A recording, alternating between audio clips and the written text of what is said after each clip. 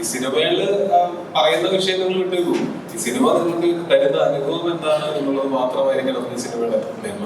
ഇഷ്ടം എന്ന സിനിമയുടെ ഞാൻ 6 വർഷത്തിന് ശേഷം ചെയ്ത സിനിമയാണ്. നിങ്ങൾ തന്നെ ഊഹിച്ചിട്ടൊക്കെയാണെങ്കിൽ അപ്പൊ നിങ്ങൾ പടം കാണാൻ വേണ്ടി വെയിറ്റ് ചെയ്യും, നിങ്ങൾ ഉറപ്പിച്ചിട്ട് ഇത് പറയുക എന്നുള്ള ഒരു ഉദ്ദേശത്തോടുകൂടിയിട്ട് എടുത്ത അങ്ങനത്തെ ഒരു സിനിമയല്ല. ഈ തെറ്റിദ്ധരിക്കരുത്, അതായത് നമ്മൾ ഇതാണ് ചരിത്രം, ഇതാണ് സംഭവിച്ചത് എന്ന് പറഞ്ഞാൽ നമുക്ക് മുന്നോട്ട് വയ്ക്കാൻ പറ്റില്ല. ആ ടോവിയുടെ one of the best performance ആണ് സിനിമയിൽ. അതെനിക്ക് അഹങ്കാരത്തോടുകൂടി തന്നെ പറയാൻ പറ്റും. എന്നെ വിസ്മയിപ്പിച്ച ചില മുഹൂർത്തങ്ങൾ, എന്നെ കരയിപ്പിച്ച, എന്നെ ഇമോഷണലി ടച്ച് ചെയ്ത ഒരുപാട് മുഹൂർത്തങ്ങൾ സിനിമയിലുണ്ട്. എല്ലാവർക്കും നമസ്കാരം. രാജു പറഞ്ഞതുപോലെ ഈ സിനിമയെ പറ്റിയിട്ട് ഞങ്ങൾ കഴിഞ്ഞ കുറച്ച് ദിവസങ്ങളായിട്ട് ഇന്റർവ്യൂസിലൊക്കെ പറഞ്ഞതിനേക്കാൾ ഉപരി നമുക്ക് ഈ സിനിമയുടെ ആശയത്തെ പറ്റിയിട്ട് നമുക്ക് ഇനി കൂടുതലൊന്നും പറയാനില്ല. ഇതിന്റെ ഫിലിം മേക്കിംഗ് പ്രോസസ്സിനെ പറ്റിയിട്ടും ഇതിൽ അഭിനയിച്ചപ്പോൾ ഞങ്ങൾക്കുണ്ടായിട്ടുള്ള എക്സ്പീരിയൻസസ് ഒക്കെ ഇനിയും കുറേ പറയാനുണ്ട്. പക്ഷേ ഇതിന്റെ ആശയം നമ്മൾ മുന്നോട്ട് വയ്ക്കുന്ന ആശയം എന്ന് പറയുന്നത് നമ്മൾ കൃത്യമായിട്ട് വ്യക്തമായിട്ടുള്ളതാണെന്ന് വിശ്വസിക്കുന്നില്ല. അപ്പോ ഈ സിനിമ ഞങ്ങൾ പ്രതീക്ഷിക്കുന്നത് ഇത് തിയേറ്ററിലെത്തി കഴിഞ്ഞാൽ തിയേറ്ററിൽ നിന്ന് ബോർഡ് വന്നതായിരിക്കും ഈ സിനിമയുടെ ഏറ്റവും നല്ല പ്രമോഷൻ എന്നാണ് നമ്മൾ വിശ്വസിക്കുന്നത്. അപ്പോൾ ഞങ്ങൾക്ക് ഈ 23-ാം തീയതി മെയ് 23-ാം തീയതി ഞങ്ങളുടെ സിനിമ തിയേറ്ററിലേക്ക് എത്തുന്നു എന്നുള്ളത് ആ സിനിമയുടെ ക്വാളിറ്റി എന്തായാലും പോലും കോംപ്രമൈസ് ആവാതെ ഇരിക്കാൻ വേണ്ടിയിട്ടാണ് ഞങ്ങൾ ഇപ്പോൾ ഈ ദിവസങ്ങൾ വരെ ജോലി ചെയ്തുകൊണ്ടിരിക്കുന്നത്. എല്ലാ ഡിപ്പാർട്ട്മെന്റിന്റെയും ജോലികളൊക്കെ കഴിഞ്ഞ് സെൻസറും കഴിഞ്ഞ് പടം ഇപ്പോൾ അപ്ലോഡിങ് സ്റ്റേജിലാണ് ഉള്ളത്. അപ്പോൾ ഈ സമയത്ത് വേറെ അവകാശവാദങ്ങളോ ഒന്നുമില്ല. ഞങ്ങളെല്ലാവരും നരിവട്ട സിനിമ ടീം മുഴുവൻ നിങ്ങളെയൊക്കെ ക്ഷണിക്കുകയാണ് തിയേറ്ററുകളിലേക്ക് ഈ സിനിമ ഒന്ന് കണ്ടു നോക്കിയാൽ നിങ്ങൾക്ക് ഇഷ്ടപ്പെടും നിങ്ങൾക്ക് ഉറപ്പുണ്ട്. ഉടനെ സ്വാഭാവികമായിട്ടും ഈ സിനിമയ്ക്ക് അറിയിക്കുന്ന ഒരു വിജയം പ്രേക്ഷകർ തന്നെ നേരിട്ടരും എന്നാണ് ഞങ്ങളുടെ വിശ്വാസം. Thank you so much. എന്നെ സംബന്ധിച്ച് ഞാൻ ഭയങ്കര എക്സൈറ്റഡ് ആണ്. ഈ 23-ാം തീയതി നരിവേട്ടവരാണ്. ഫിസിക്കലിയും മെന്റലിയും കുറെ കഷ്ടപ്പെട്ട് നമ്മൾ ചെയ്തൊരു വർക്കാണ്. ഇതിൽ എൻ്റെ മാത്രമല്ല, ഇതിൽ നമ്മൾ കൂടെ അഭിനയിച്ച ട്രൈബിലെ ചെറുതായ ചേച്ചിമാരാണെങ്കിൽ പോലും അവരും വളരെയധികം എഫോർട്ടൊക്കെ ഇട്ടിട്ടാണ് ഈ മൂവി നമ്മളെല്ലാവരും ചെയ്തിരിക്കുന്നത്. അപ്പോൾ എല്ലാവരും മൂവി കാണണം, കണ്ടിട്ട് നിങ്ങളുടെ അഭിപ്രായം പറയണം. ഞാനും വളരെയധികം എക്സൈറ്റഡ് ആണ്. മെയ് 23 വേണ്ടി ഞാൻ വെയിറ്റ് ചെയ്തുകൊണ്ടിരിക്കുകയാണ്. ഇതൊരു വളരെയധികം ഒരു ഇമ്പോർട്ടൻറ്റ് നെസസറി ആയിട്ടൊരു ഫിലിമാണ്. ഇത്രയും അടിപൊളി ഒരു കാസ്റ്റിംഗ് ക്രൂവിൻ്റെ ഭാഗമാവുന്നത് ഇത് എന്നെ പോലെ ആൾക്ക് ഒരു വലിയൊരു ബ്ലെസ്സിംഗ് ആണ്. സോ നിങ്ങൾ പോലും ഞാനും ഭയങ്കരമായിട്ട് വെയിറ്റിംഗ് ആണ് ഇപ്പോൾ മെയ് 23. ഞാനൊരു ഇന്റർവ്യൂവിൽ പറഞ്ഞിട്ടുണ്ടായിരുന്നു, ബാവക്കാണ് ഞങ്ങളുടെ കൂട്ടത്തിൽ ഞങ്ങളുടെ ഏറ്റവും സീനിയർ ആയിട്ടുള്ള ഞങ്ങൾ ഏറ്റവും അങ്ങനെ ലുക്കിംഗ് അപ്പ് ചെയ്തു. അപ്പോൾ ഒരു ദിവസം രാവിലെ ഞാൻ ഷൂട്ടിന് വരുന്ന സമയത്ത് അപ്പോഴത്തേക്ക് അവിടെ ഓൾറെഡി കേൾക്കുന്ന മാത്രമല്ല കല്ലിൽ പണിക്ക് വീഴും, മുറിവുണ്ട്, അങ്ങനെയൊക്കെയാണ്. ഞാൻ ലൊക്കേഷനിലേക്ക് വന്നു വിളിക്കും ചോദിക്കണം, എന്നിട്ട് എവിടെയാണ് ആശുപത്രി കൊണ്ടുപോയിക്കണോ? ഇല്ല എന്ന് പറഞ്ഞിട്ട് ആ മുറിവും എല്ലാം വെച്ചുകൊണ്ട് പുള്ളി അപ്പോഴും അവിടെ നിന്ന് പുള്ളിയുടെ കൂടെയുള്ള ആളുകൾക്കൊക്കെ ഉണ്ട് അവിടെ വെള്ളച്ചാട്ടത്തിന് കല്ലുകൾ പിടിച്ചിടുന്നു, ഇതൊക്കെ ചെയ്തുകൊണ്ടിരിക്കുകയാണ്. അപ്പൊ ആ സമയത്ത് നമുക്ക് നമ്മുടെ കൂട്ടത്തിൽ ഇതുപോലെ ഏറ്റവും പവർഫുൾ ആയിട്ട് നിൽക്കുന്ന ആൾക്കാർ വീക്കായി പോയി കഴിഞ്ഞാൽ ചിലപ്പോൾ അന്നത്തെ ഷൂട്ടിൽ തന്നെ നമുക്ക് ഭയങ്കര ബുദ്ധിമുട്ടായിരിക്കും നമ്മളത് ഷൂട്ട് ചെയ്ത് നിൽക്കാനായിട്ട്. അപ്പൊ അതൊക്കെ തിരിച്ചറിഞ്ഞുകൊണ്ട് പവർക്കയെ പോലെ മറ്റുള്ള എല്ലാ ഡിപ്പാർട്ട്മെന്റിലെയും ആളുകളും അങ്ങനെ കല്ലുപോലെ നിന്നതിന്റെ ഫലമായിട്ടാണ് നമുക്ക് വളരെ എഫിഷ്യന്റ് ആയിട്ട് നമുക്ക് എപ്പോഴെങ്കിലും നമുക്കിത് വർക്ക് ചെയ്ത് എക്സോസ്റ്റഡ് ആയി പോയെന്നോ വേണ്ടായിരുന്നെന്നോ മതിയായെന്നോ തോന്നിയിട്ടില്ല. അതിന് കാരണം എല്ലാവരും ഒരു കൂട്ടമായിട്ട് നിന്ന് ഒരു കാര്യത്തിന് വേണ്ടി അധ്വാനിക്കുന്ന സമയത്ത് അങ്ങോട്ടും ഇങ്ങോട്ടും ഷെയർ ചെയ്യുന്ന ഒരു എനർജിയാണെന്നാണ് ഞാൻ വിശ്വസിക്കുന്നത്. അത് ഈ സിനിമയിൽ ആവോളം ഉണ്ടായിരുന്നു.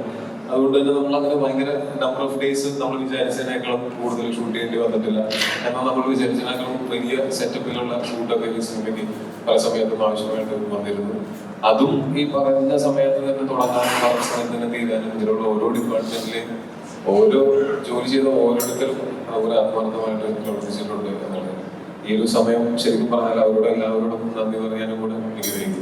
Thank you so much. അത് നമ്മൾ ഓൾറെഡി പല സ്ഥലത്ത് പറഞ്ഞാണ്, നമ്മളിതൊരു പെർട്ടിക്കുലർ ഇൻസിഡൻസിന് പിക്ക് ചെയ്ത് ഡോക്യുമെന്ററി ചെയ്യുന്നതല്ല.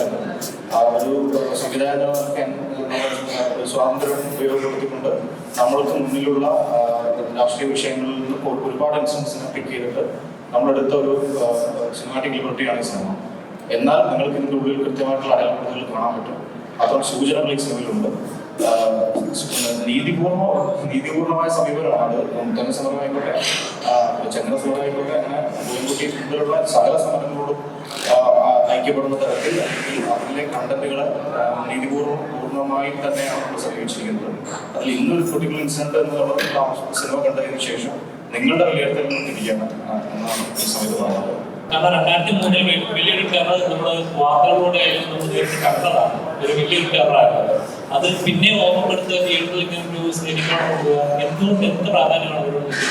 വീണ്ടും നിങ്ങൾ മുത്തങ്ങയാണ് പറഞ്ഞിട്ടിരിക്കുന്നത്. 2003 സംഭവിച്ച മുത്തങ്ങ ഇൻസിഡന്റിനെ ഉൾപ്പെടുത്തിക്കൊണ്ടാണ് നമ്മൾ ഈ സിനിമ ചെയ്തിരിക്കുന്നത്. അത് മുത്തങ്ങ സമരത്തെ തന്നെ മുൻനിർത്തിക്കൊണ്ട് അല്ലെങ്കിൽ ആ സംഭവത്തെ ഡോക്യുമെന്ററി ചെയ്യുക എന്നുള്ളതല്ല നമ്മുടെ ഉദ്ദേശം.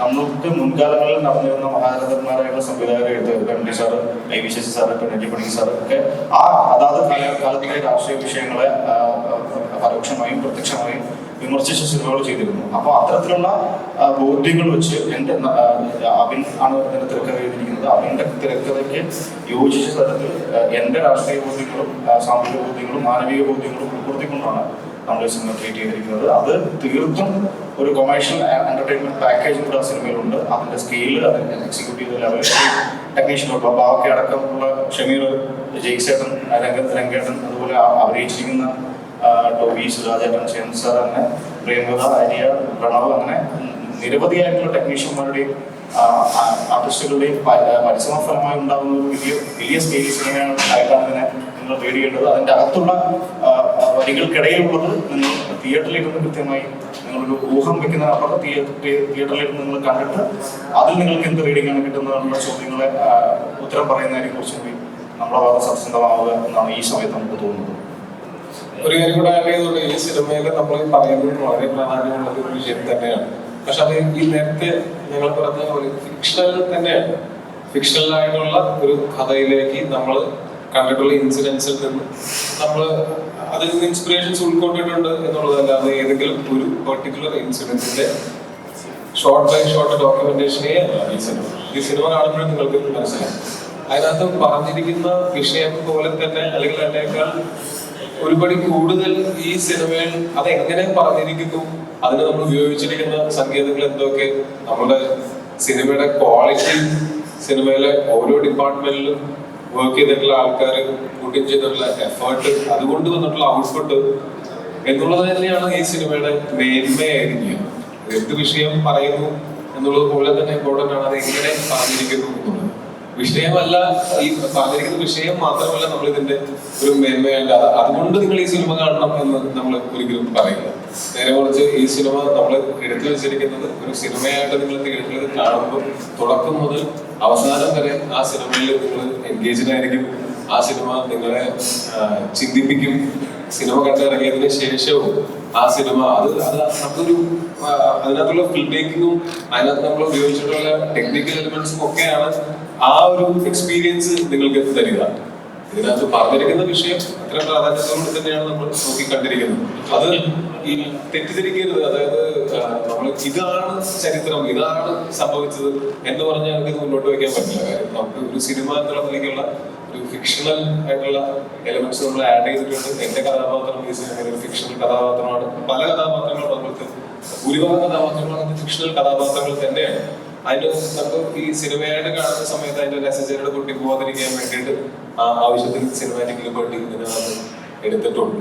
ചോദിക്കാൻ വേണ്ടതല്ല, കാരണം അതിനുവേണ്ട ഹോണ്ടിൽ തന്നെ ഏകദേശം ആ ഇൻസിഡന്റാണ് നമുക്ക് റിലേറ്റ് ചെയ്യാൻ പറ്റുന്നത്. എനിക്ക് അത് തന്നെയാണോ എനിക്ക് മനസ്സിലായി. ആ പോസ്റ്റർ കാണുമ്പോൾ പെട്ടെന്ന് നമുക്ക് മൈൻഡിൽ വരുന്ന ഞങ്ങളിത് എവിടെയും പറഞ്ഞിട്ടില്ലല്ലോ. നിങ്ങൾ തന്നെ ഊഹിച്ചിട്ടില്ലാണെങ്കിൽ അപ്പൊ നിങ്ങൾ പടം കാണാൻ വേണ്ടി വെയിറ്റ് ചെയ്യും. നിങ്ങൾ ഉറപ്പിച്ചിട്ട് ഞങ്ങളത് ഇത് ആ ഇൻസിഡന്റ് തന്നെയാണ് എന്ന് ഞങ്ങൾ പറയുകയാണെങ്കിൽ അതിനോട് നീതിന്നുള്ള ചോദ്യം നിങ്ങൾക്ക് ചോദിക്കാം. പക്ഷെ അതേസമയം ഞാൻ തിരിച്ചങ്ങോട്ട് പറയുന്നത് ഇതൊരു ഫിക്ഷണൽ കഥയാണ്. നമ്മൾ കാണുന്ന സിനിമകളെല്ലാം, നമ്മൾ കാണുന്ന ഫാന്റസി സിനിമകൾ ഒഴിച്ചു ബാക്കി എല്ലാ സിനിമകളും ഇതിൽ നിന്നുമൊക്കെ റിയൽ ലൈഫ് ഇൻസിഡന്റിൽ നിന്ന് ഇൻസ്പയർഡ് ആയിട്ട് അതിൽ കുറച്ച് ഫിക്ഷനും കൂടെ ആഡ് ചെയ്തിട്ടാണ് നമ്മളിവിടെ എല്ലാ സിനിമകളും ഉണ്ടാവും. അപ്പൊ അതുപോലൊരു സിനിമയായിട്ട് മാത്രം ഇതിനെ കാണുകയും ഈ സിനിമയിൽ പറയുന്ന വിഷയം നിങ്ങൾ വിട്ടുപോകും. ഈ സിനിമ നിങ്ങൾക്ക് തരുന്ന അനുഭവം എന്താണ് എന്നുള്ളത് മാത്രമായിരിക്കണം ഈ സിനിമയുടെ നിയമം. ഈ ഇതിപ്പം റിയൽ ഇൻസിഡന്റിൽ ബന്ധപ്പെട്ട സിനിമയാണെന്ന് പറഞ്ഞു. ഇപ്പം ട്രെയിലറിൽ ഒരു ഷോട്ട് ഉണ്ട്, ഒരു മേലുദ്യോഗസ്ഥനും കീഴുദ്യോഗസ്ഥനും ജീപ്പിൽ ചേർത്ത് പിടിക്കുന്ന ഷോട്ട് ഉണ്ട്. അപ്പൊ ഒരു 10-12 വർഷം മുമ്പ് സെൻകുമാർ സാർ അദ്ദേഹത്തിന്റെ കീഴുദ്യോഗസ്ഥനെ ഒരു കോളേജ് ഇഷ്യൂമായിട്ട് ബന്ധപ്പെട്ട് ചേർത്ത് പിടിക്കുകയും അത് ആ സെയിം പോലെ തന്നെ നമുക്ക് പിറ്റേ ദിവസം പേപ്പറിലൊക്കെ അത് വളരെ ന്യൂസാണ്. ഇപ്പൊ ഒരു സിനിമ എടുക്കുമ്പോൾ ഇപ്പൊ മുത്തങ്ങ ഇൻസിഡന്റ് പോലെ അതാണെന്ന് പറയുന്നുണ്ടെങ്കിൽ പോലും അതൊരു റിയൽ ഇൻസിഡന്റ് ആണ്. ഇപ്പൊ ഈ കാണിച്ച ഒരു ഷോട്ട് നമുക്ക് റിലേറ്റ് ചെയ്യാൻ പറ്റും. ഇപ്പൊ അല്ലാതെ തന്നെ പറഞ്ഞ ഒന്നിൽ കൂടുതൽ റിയൽ ഇൻസിഡൻസ് കണക്ട് ആയിട്ടാണ്. നോർമലി നമ്മൾ കാണുന്നത് ഒരു റിയൽ ഇൻസിഡന്റ് ബേസ് ചെയ്ത ഒരു സിനിമ. ഇപ്പൊ ഒരു സിനിമയ്ക്ക് പല പല റിയൽ ഇൻസിഡൻസ് വരുമ്പോൾ എല്ലാത്തിനോടും എങ്ങനെ നമുക്ക് ഒരു മേക്കർ രീതി കൊടുക്കാൻ പറ്റും? അല്ല, അത് നേരത്തെ നമുക്ക് മുൻപേ യാത്ര ചെയ്ത സിനിമകൾ ഇപ്പോൾ ഒരു ഇൻസിഡന്റ് തന്നെ അല്ല പോർട്രേറ്റ് ചെയ്യാറ്. പല ആ എഴുത്തുകാരുടെ, ആ സംവിധായകന്റെ, അയാളുടെ കാഴ്ച നേരത്തെ പറഞ്ഞതുപോലെ അയാൾക്കുള്ളിലുള്ള രാഷ്ട്രീയ ബോധ്യങ്ങളും സാമൂഹിക ബോധ്യങ്ങളും ചിലപ്പോൾ അടയാളപ്പെടുത്താറുണ്ട്. ഇപ്പൊ നിരവധി സിനിമകൾ തന്നെ എടുത്തു നോക്കിയാൽ നമ്മൾ എക്സാമ്പിൾ അത് കുറെ നീണ്ട നേരമായിട്ട് പറയാനില്ല. നിങ്ങൾ ഈ പെർട്ടിക്കുലർ ഇൻസിഡന്റ് പറഞ്ഞു, അത് നമ്മൾ ശരിക്കും പറഞ്ഞാൽ അത് അടയാളപ്പെടുത്തൽ തന്നെയാണ്. അത് ഏത് തരത്തിലാണെന്ന് പോലീസ് ഹൈറാർക്കികൾ നമ്മൾ കാണുന്ന അത് മാത്രമായിരിക്കണമെന്നില്ല, മറ്റു ചില വിഷയം കൂടി ചിലപ്പോൾ ഉൾപ്പെടുത്തിട്ട് വരും. അതുപോലെ തന്നെ മറ്റു റീഡിങ്ങുകൾ കൂടി സിനിമയിലുണ്ട് എന്നാണ് പറയുന്നത്. ഞാൻ പറഞ്ഞത് തുടക്കത്തിൽ അതാണ് പറഞ്ഞത്, ഈ സിനിമ നിങ്ങൾക്ക് പൂർണ്ണമായും എൻജോയ് ചെയ്യാൻ പറ്റുന്ന സംഘർഷങ്ങളുള്ള, കോൺഫ്ലിക്റ്റുകളുള്ള, ഇമോഷണൽ കണക്ഷനുള്ള കൃത്യമായി നമ്മൾ അടയാളപ്പെടുത്തിയിട്ടുള്ള സിനിമയാണ്. ആ കോൺഫിഡൻസിലാണ് നമ്മളിവിടെ വന്നിരിക്കുന്നത്, നിങ്ങൾ പ്രസ് മീറ്റിൽ നിന്നതൊക്കെ വന്നിരിക്കുന്നത്. പിന്നെ എന്നെ സംബന്ധിച്ചിട്ട് ആസ് എ ഫിലിം മേക്കർ, ഞാൻ ഇഷ്ടം എന്ന സിനിമയായിട്ട് ഞാൻ 6 വർഷത്തിന് ശേഷം ചെയ്ത സിനിമയാണ്. ടൊവി എന്ന സുഹൃത്താണ് എന്നെ സംബന്ധിച്ച്. ടൊവി പോസ്റ്റ് പ്രൊഡക്ഷൻ സ്റ്റേജ് കഴിഞ്ഞ് ടൊവി വഴിയിട്ടാണ് വന്നിരിക്കുന്നത്. ആ ടൊവിയുടെ one of the best performance ആണ് സിനിമയിൽ. അതെനിക്ക് അഹങ്കാരത്തോടുകൂടി തന്നെ പറയാൻ പറ്റും. എന്നെ വിസ്മയിപ്പിച്ച ചില മുഹൂർത്തങ്ങൾ, എന്നെ കരയിപ്പിച്ച, എന്നെ ഇമോഷണലി ടച്ച് ചെയ്ത ഒരുപാട് മുഹൂർത്തങ്ങൾ സിനിമയിലുണ്ട്. ടൊവിയുടെ കരിയറിൽ തന്നെ അടയാളപ്പെടുത്താൻ പറ്റുന്ന ഒരു സിനിമയായി മാറും എന്നത് പൂർണ്ണ വിശ്വാസത്തോടുകൂടി പറയാം. ഇപ്പൊ പിന്നെ അതിനകത്ത് എന്താ വെച്ചാൽ സത്യം ഇത് അങ്ങനെയുള്ള കുറെ റിയൽ ഇൻസിഡൻസിന്റെ സിനിമയാക്കാൻ വേണ്ടിയിട്ട് എടുത്തിട്ടുള്ള സിനിമയല്ല ഇത്. ഈ സിനിമയ്ക്ക് കഥയും കഥാപാത്രമാണ് ആദ്യം ഉണ്ടായത്. പിന്നെയാണ് അതിന്റെ കഥ രൂപപ്പെട്ട് വരുന്ന സമയത്ത് ഇങ്ങനെയുള്ള പല റിയൽ ലൈഫ് ഇൻസിഡൻസിൽ നിന്നും ഇൻസ്പിറേഷൻസ് ഉൾക്കൊണ്ട് നമ്മൾ അത് ഈ കഥയിൽ ഉൾപ്പെടുത്തിയിട്ടുണ്ട് എന്നുള്ളതല്ലാതെ ഇത് പറയുക എന്നുള്ള ഒരു ഉദ്ദേശത്തോടുകൂടിയിട്ട് എടുത്ത അങ്ങനത്തെ ഒരു സിനിമയല്ല.